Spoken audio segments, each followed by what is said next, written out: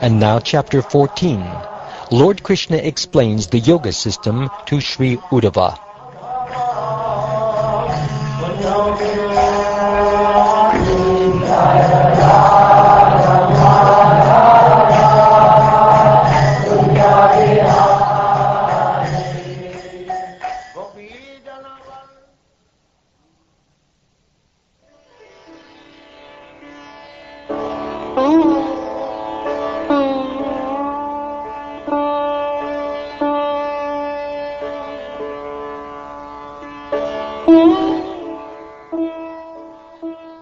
Sri Uddhava said, "My dear Krishna, the learned sages who explain Vedic literature recommend various processes for perfecting one's life.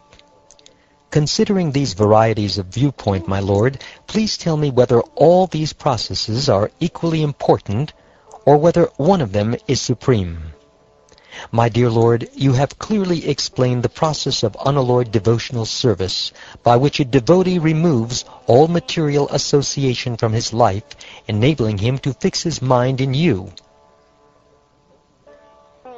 O Uddhava, by the influence of time, the transcendental sound of Vedic knowledge was lost at the time of annihilation. Therefore, when the subsequent creation took place, I spoke the Vedic knowledge to Brahma, because I myself am the religious principles enunciated in the Vedas. Lord Brahma spoke this Vedic knowledge to his eldest son, Manu, and the 7 great sages, headed by Bhrigu Muni, then accepted the same knowledge from Manu. From the forefathers, headed by Bhrigu Muni and other sons of Brahma, appeared many children and descendants who assumed different forms as demigods, demons, human beings, Guhyakas, Siddhas, Gandharvas, Vidyadharas, Charanas, Kindevas, Kinnaras, Nagas, Kimpurushas, and so on. All of the many universal species, along with their respective leaders, appeared with different natures and desires generated from the 3 modes of material nature. Therefore, because of the different characteristics of the living entities within the universe, there are a great many Vedic rituals, mantras, and rewards. Thus, due to the great variety of desires and natures among human beings, there are many different theistic philosophies of life, which are handed down through tradition, custom, and disciplic succession. There are other teachers who directly support atheistic viewpoints. O best among men, the intelligence of human beings is bewildered by my illusory potency, and thus, according to their own activities and whims, they speak in innumerable ways about what is actually good for people. Some say that people will be happy by performing pious religious activities. Others say that happiness is attained through fame, sense gratification, truthfulness, self-control, peace, self-interest, political influence, opulence, renunciation, consumption, sacrifice, penance, charity, vows, regulated duties, or strict disciplinary regulation. Each process has its proponents. All the persons I have just mentioned obtain temporary fruits from their material work. Indeed, the meager and miserable situations they achieve bring future unhappiness and are based on ignorance. Even while enjoying the fruits of their work, such persons are filled with lamentation. O learned Uddhava, those who fix their consciousness in me, giving up all material desires, share with me a happiness that cannot possibly be experienced by those engaged in sense gratification.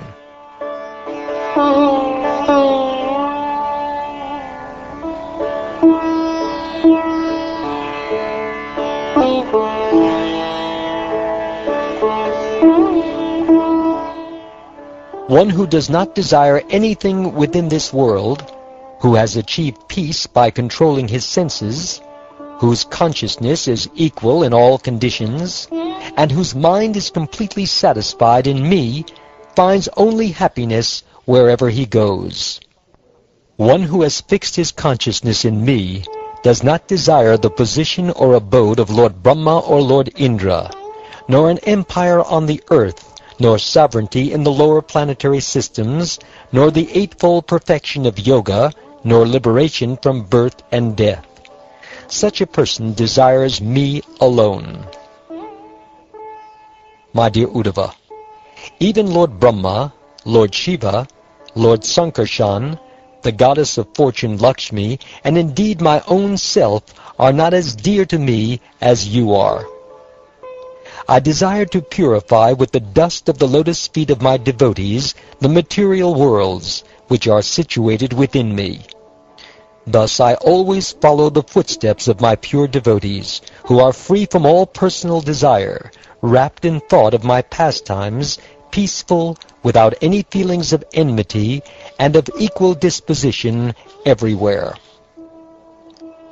Those who are without any desire for personal gratification, whose minds are always attached to me, who are peaceful, without false ego, and merciful to all living entities, and whose consciousness is never affected by opportunities for sense gratification, such persons enjoy in me a happiness that cannot be known or achieved by those lacking such detachment from the material world. My dear Uddhava, not having fully conquered his senses, my devotee may be harassed by material desires, but because of his unflinching devotion for me, he will not be defeated by sense gratification. My dear Uddhava, just as a blazing fire turns firewood into ashes, similarly, devotion unto me completely burns to ashes sins committed by my devotees. My dear Uddhava, the unalloyed devotional service rendered to me by my devotees brings me under their control. I cannot be thus controlled by those engaged in mystic yoga, Sankhya philosophy, pious work, Vedic study, austerity, or renunciation. Only by practicing unalloyed devotional service with full faith in me can one obtain me, the Supreme Personality of Godhead. I am naturally dear to my devotees, who take me as the only goal of their loving service. By engaging in such pure devotional service, even the dog-eaters can purify themselves from the contamination of their low birth. Neither religious activities endowed with honesty and mercy, nor knowledge obtained with great penance can completely purify one's consciousness if they are bereft of loving service to me. If one's hairs do not stand on end, how can the heart melt? And if the heart does not melt, how can tears of love flow from the eyes? If one does not cry in spiritual happiness, how can one render loving service to the Lord? And without such service, how can the consciousness be purified? A devotee whose speech is sometimes choked up, whose heart melts, who cries continually, and sometimes laughs, who feels ashamed and cries out loudly, and then dances, a devotee thus fixed in loving service to me purifies the entire universe. Just as gold, when smelted in fire, gives up its impurities and returns to its pure, brilliant state, similarly, the spirit soul, absorbed in the fire of bhakti yoga, is purified of all contamination caused by previous fruitive activities and returns to its original position of serving me in the spiritual world.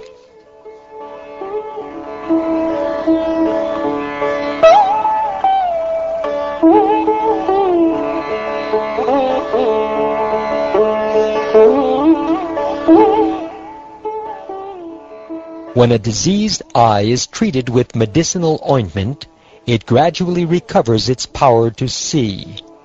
Similarly, as a conscious living entity cleanses himself of material contamination by hearing and chanting the pious narrations of my glories, he regains his ability to see me, the absolute truth, in my subtle spiritual form. The mind of one meditating upon the objects of sense gratification is certainly entangled in such objects, but if one constantly remembers me, then the mind is absorbed in me. Therefore, one should reject all material processes of elevation, which are like the mental creations of a dream, and should completely absorb one's mind in me. By constantly thinking of me, one becomes purified. Being conscious of the eternal self, one should give up association with women, and those intimately associated with women. Sitting fearlessly in a solitary place, one should concentrate the mind on me with great attention. Of all kinds of suffering and bondage arising from various attachments, none is greater than the suffering and bondage arising from attachment to women and intimate contact with those attached to women.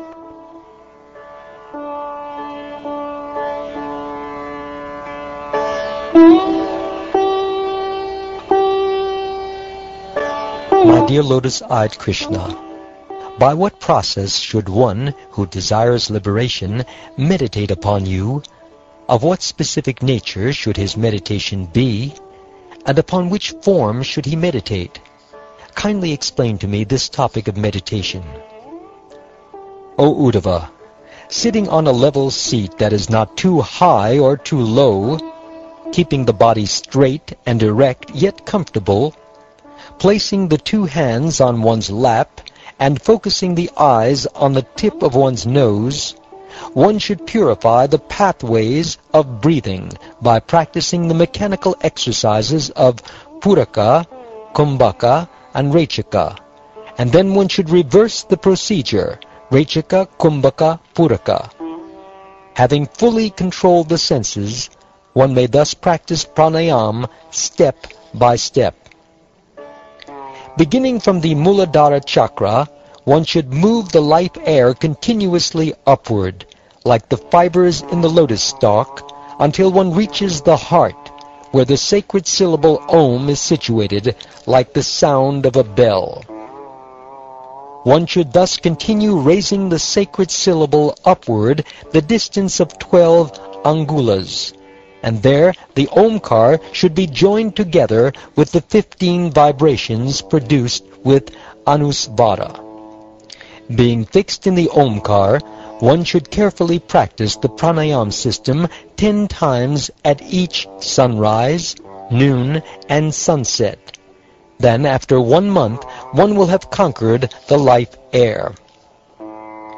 Keeping the eyes half closed and fixed on the tip of one's nose, being enlivened and alert, one should meditate on the lotus flower situated within the heart.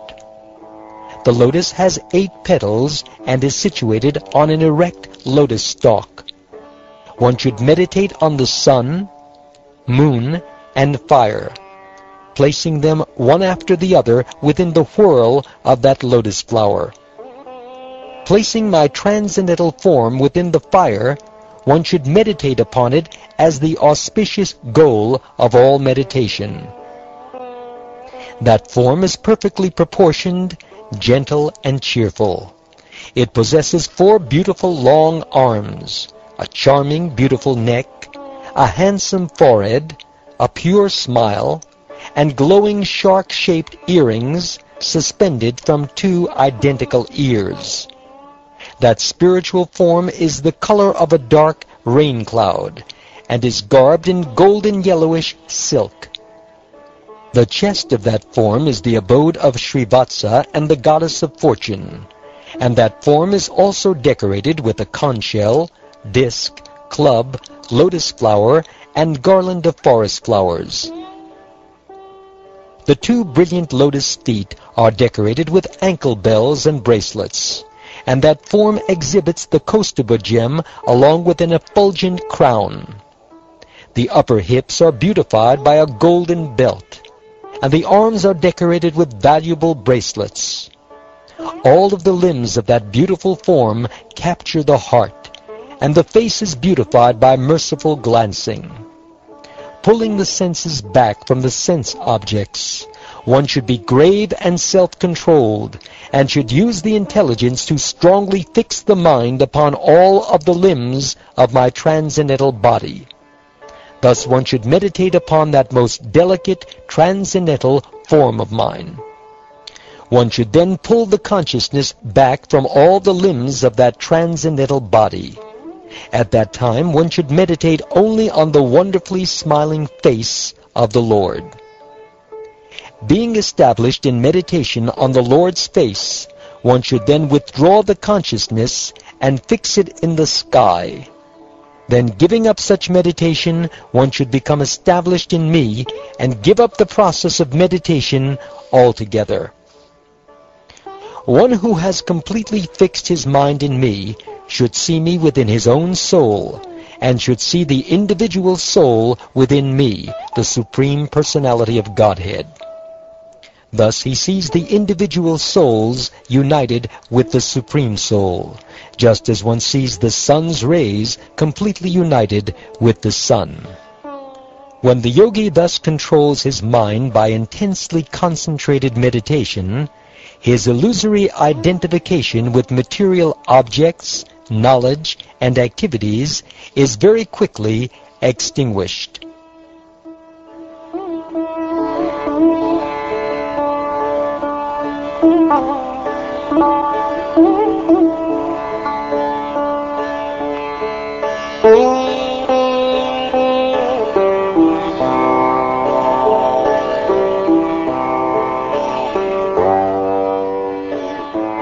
Thus ends the 14th chapter of the 11th canto of the Srimad Bhagavatam, entitled Lord Krishna Explains the Yoga System to Sri Uddhava.